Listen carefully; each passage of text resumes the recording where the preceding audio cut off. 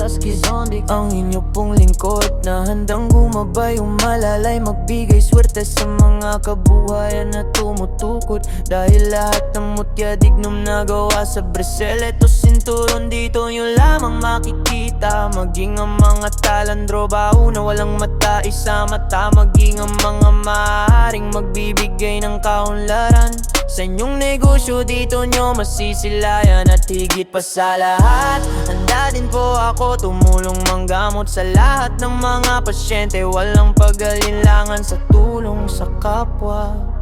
Saskizondik,